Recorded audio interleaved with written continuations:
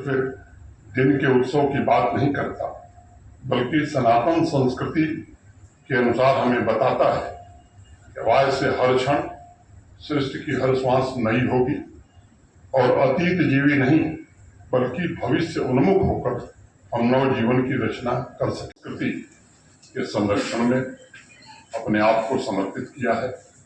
उन सभी के प्रयास अत्यंत ही सराहनीय रहे हैं। मैं कामना करता हूं वो भविष्य में भी परमपिता परमात्मा के संदेश एवं सनातन के आदर्शों को इसी प्रकार सुधी जनों में बांटते रहे। 9 संवत्सर मैं इस सृष्टि का पहला क्षण मानता हूं।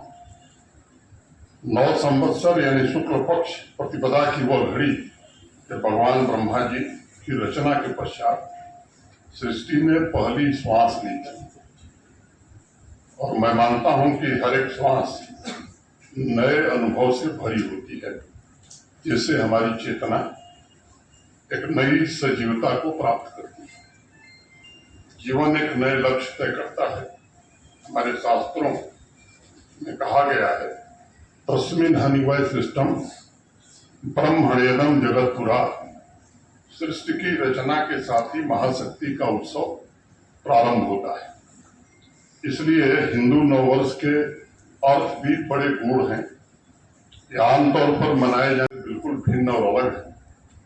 इसका वैज्ञानिक आधार है। हमारे शास्त्रों में ही कहा गया कि राशि भोगो रवेर मास सौर इत्यभिधीयते। सूर्य के एक राशि में गुजरने पर 1 सौर मास होता है। 2 मास की एक ऋतु होती है और 3 ऋतुओं का एक अयन होता है और 2 अयन मिलकर के 1 वर्ष बनाते हैं।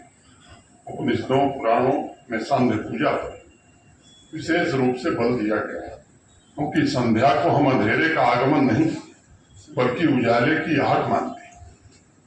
काशी की तरह जम्मू कश्मीर भी प्राचीन काल से ही ज्ञान और आध्यात्म की ऊर्जा का क्षेत्र भी रहा है और केंद्र भी रहा है। वहां जाने के बाद नीलमत पुराण थोड़ा बहुत अध्ययन करने का मुझे अवसर मिला और मैं उसमें कुछ श्लोकों के द्वारा इस बात का विशेष रूप से उल्लेख किया गया है कि 9 वर्ष की पूर्व संध्या पर साधना के लिए आयोजन किए जाएं और देवों के देव महादेव की पूजा अर्चना जरूर करनी चाहिए।